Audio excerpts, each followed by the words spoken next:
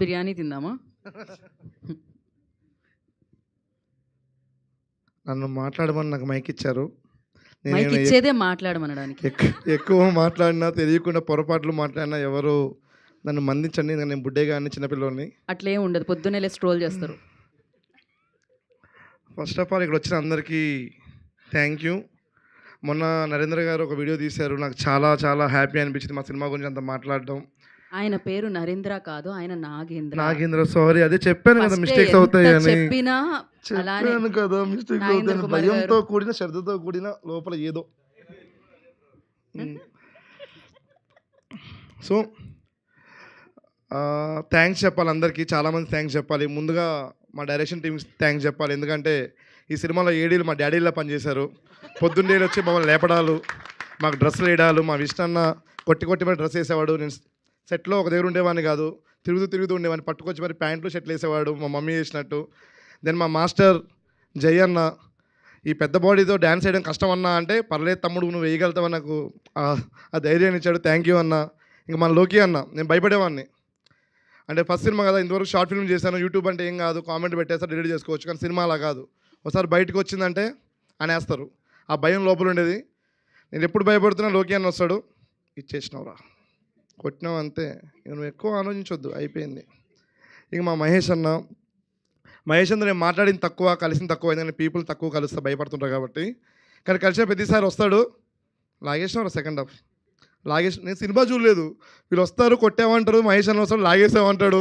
అరే నేను ఏం చేశాడు రా, అలా భయం వేసేది నాకు. కానీ థ్యాంక్ యూ అన్న, నువ్వు అన్నట్టే లాగేసాను అనుకుంటా, బయట అందరూ పొగుడుతుంటే అనిపిస్తుంది. ఇంకోటి శ్రీవిష్ణు అన్న,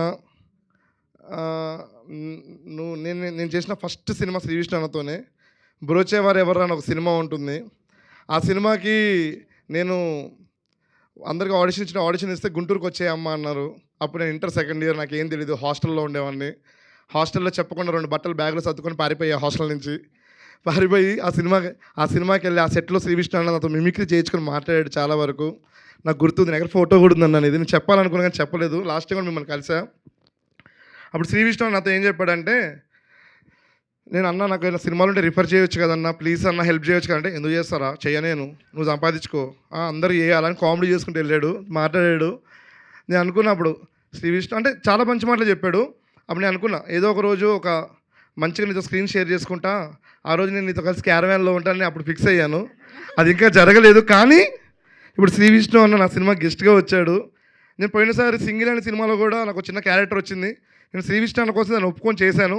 నేను అప్పుడు చెప్దాం అనుకున్నా, అన్న అప్పుడు నేను బ్రోచేవారి వాళ్ళు కలిసాను చిన్నపిల్లడు ఉన్నప్పుడు. అంటే ఇది సమయం కాదు, ఇప్పుడు నేను రౌడీలో ఒకలా ఉన్నాను, నేను రౌడీ కాదు, ఒక మంచి క్యారెక్టర్ ఉన్నప్పుడు చెప్దామని చెప్పి అనుకున్నాను. ఈరోజు మీరు నాకు గెస్ట్గా వచ్చారు మా సినిమాకి. ఇప్పుడు చెప్పాలనుకుంటున్నాను అన్న, నేను సాధించేసిన అన్న, స్క్రీన్ మీద వచ్చినా అన్న. థ్యాంక్ యూ అన్న, నువ్వు మా కోసం వచ్చినందుకు.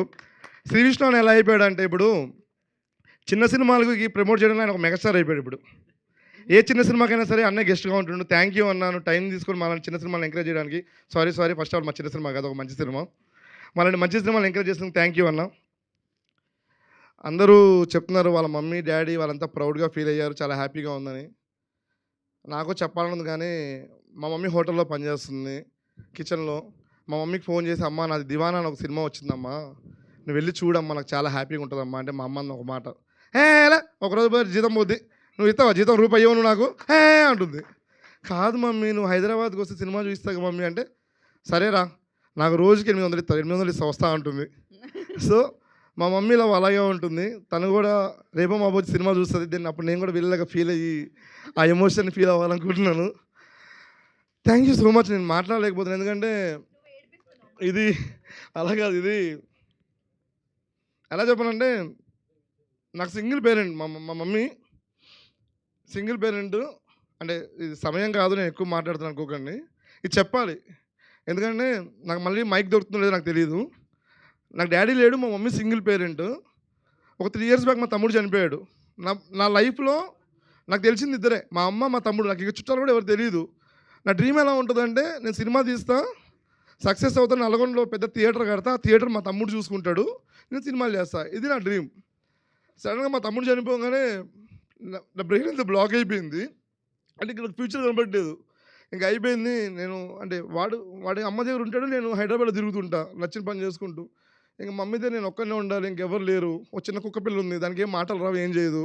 అది మమ్మీని ఎలా చూసుకుంటుంది? ఆ భయం ఉండిపోయింది నా లోపల. కానీ నేను డిప్రెషన్కి వెళ్ళిపోయినా. మమ్మీ వచ్చి అడిగేది, ఏంటి ఇంకే వెళ్ళవేంటి హైదరాబాద్కి అంటే, లేదు మమ్మీ ఏదైనా పని చేసుకుంటా, ఇక్కడే నీతోనే ఉంటా మమ్మీ అంటే, మా మమ్మీ ఒక మాట చెప్పింది, నువ్వు సినిమా కోసం డిగ్రీ వదిలేసావు కదరా నువ్వు, నాతో ఎన్నిసార్లు గొడవపడి ఇంట్లోకి బయటికి వెళ్ళిపోయావు సినిమా చేస్తా అని, మరి ఇప్పుడు తమ్ముడు చనిపోతే ఎందుకంత డెల్ అయిపోతున్నావు, తమ్ముడు కూడా దీన్ని యాక్సెప్ట్ చేయడరా, నువ్వు వెళ్ళు ఏంగా నేను చూసుకుంటా అని చెప్పి మా మమ్మీ 3 years నుంచి ఒక్కటే ఉంటుంది ఇంట్లో. నేను ఇంటికి వెళ్ళాను సరిగ్గా, అయినా సరే నేను ఎంకరేజ్ చేసింది. మా మమ్మీ పేరు శారద. మా మమ్మీకి ఒకటే నా లైఫ్లో ఒకటే ఉంది. మా మమ్మీకి నేను థ్యాంక్స్ చెప్పలేను, ఎందుకంటే అంత పెద్ద మా మమ్మీ స్థాయికి నేను రాలేకుండా నేను థ్యాంక్స్ చెప్పలేను. ఎప్పటికైనా సరే మా మమ్మీ నా హోటల్లో పని ఆపిపించి ఇంట్లో కూర్చోబెడతా. ఆ కుక్క పిల్లని చాలా గ్రేట్గా చూసుకుంటా, అదే మా అమ్మకి అచీవ్మెంట్. థ్యాంక్ యూ అందరికీ. Thank you bro. లాగేసుకున్నావు బ్రో నిజంగానే మనసు. స్పీచ్తోనే కాదు, సెకండ్ హాఫ్లో ఫైట్తో కూడా.